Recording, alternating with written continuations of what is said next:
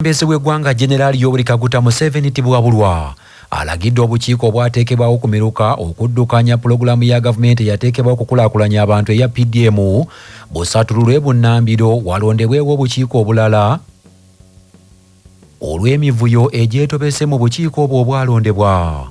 Pulezidenti Museveni agambye nti yafunye amawulire nti abamu ku bakulembeze mu bukiiko buno omuli n'ab'emiruka bennyini abalina okulondoola enteekateeka eya PDM ate baateekamu emivuyo mingi omuli n'okusolooza ensimbi ku bantu, okubawa ensimbi ezitawera n'ebirala nga kye bakola kikontana n'amateeka. Mwami Museveni alagidde embagira w'obukiiko buyimirizibwe era abeenyigira mu kubulankanya ensimbi eza PDM n'emivuyo gyonna emirala bakwatibwe bavunaanibwe mu mbuga z'amateeka. Pulezidenti Museveni okwogera bino asinzidde ku kisaawe Kololo bw'abadde yeetabye ku mikolo egy'ameenunula aga NRM ag'emyaka 4 bukyanga bakwata obuyinza mu 1986.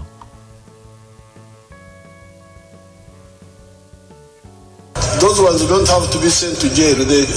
Bamururu tubategedde muve mu bukulembeze temuddamu esawa bwe natuuka mukomyeyo sente za saako. But the ones who extorted money from the people abatema ku sente z'abantu abatemako sente abagenda mukomera. This is all. We don't want a country of 70% rich people, 30% poor people, because now 70% of the people are in the money economy now.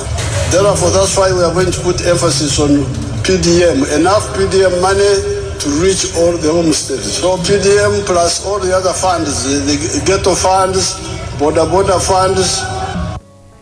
Muzeeyi Museveni mu ngeri y'emu agambye nti abamu ku beemiruka mu bitundu okuli Buwambo, Malacha ne Iganga yalagira dda bakwatibwe oluvannyuma lw'okwekenneenya obulungi nti baateeka emivuyo mu nteekateeka eya PDM. Jeno Museveni ategeezezza nti enteekateeka ez'okufunira abantu obutale zikyagenda mu maaso mu ggwanga Uganda, ng'akatale ako kagenda kufunibwa okuyita mu kunyweza omukago ogwa East African Community. Please, all of you go and be members of the parish circle. And any parish chief who does not follow that will go to jail. We shall arrest him. We have already arrested the one of Buwambo. Because I got the information on work and I sent people to check and it was true. Even Iganga, when I was there the other day, all those, the ones who were who are only giving themselves, that's a mistake. They should stop. Those committees should be dissolved and new ones created properly. Muzeeyi Museveni era yeeweze nti mu kisanja ekigenda okutandika tagenda kuttira muntu n'omu ku liiso anaakwatibwa ng'awuwuttanya ensimbi z'omuwi w'omusolo. The PDM money in some areas has been grabbed by 3 people. There is somebody they call focal person. And then they appoint a puppet chairman. That is not how the PDM is supposed to be. PDM needs to be from a general meeting of the whole parish. Anybody above 18 years, if he wants, he should be a member. And the general meeting should be the one to elect a committee. So we are going to amend those rules of the PDM, and we are going to put more money. And especially in the towns, we may have to put about 300, 400 million per parish because people are many, homes are many. Kubanga amaka mangi mu miruka egy'ebibuga. Ng'asinziira Kololo Jeno Museveni era atabukidde poliisi olw'obutakwata bantu baagamba nti baalumba banna NRM ne batuuka n'okubalemesa okugenda okumulonda ekyamuviirako okufuna obululu obutono. Okusinziira ku kakiiko k'ebyokulonda kalangirira Mwami Yoweri Kaguta Museveni nga yafuna obululu obukadde 7 n'omusobyo by'ebitundu 71 ku buli 100, n'addirirwa munna NUP Robert Kyagulanyi Ssentamu eyafuna obululu obukadde 2 n'okusoba.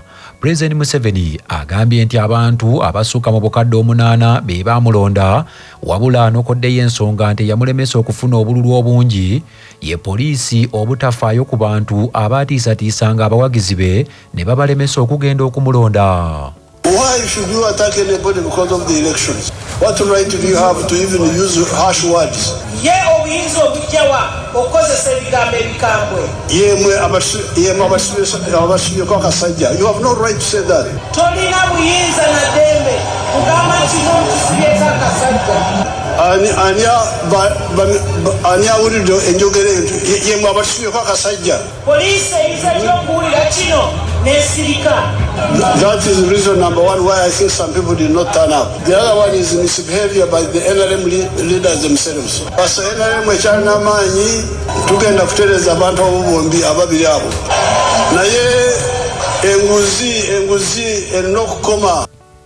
Ebyo nga biri bityo wadde ng'olunaku olwaleero lwameenunula era nga lwakuwummula mu ggwanga lyonna, bannajjinja basazeewo okukakalabya emirimu gyabwe nga bagamba nti banoonya kyakulya so nga n'obwavu bweyongedde mu kitundu kyabwe.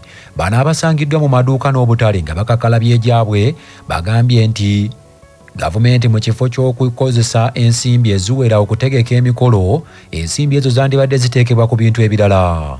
Abasoga bano bategeezezza nti obuwumbi bw'ensimbi gavumenti zeetaddemu okuteekateeka emikolo ekkololo zandibadde zikozesebwa mu kukola enguudo, ebyobulamu n'ebirala.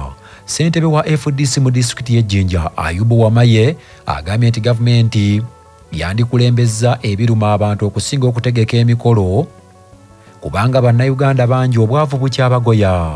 Twakava mu kalulu bakubye abantu emigo basibye abantu bafiire muli kukoba muti mwaleeta idembe mwanunula abannayuganda nga n'esaaga eno abantu abandi bakalima komera.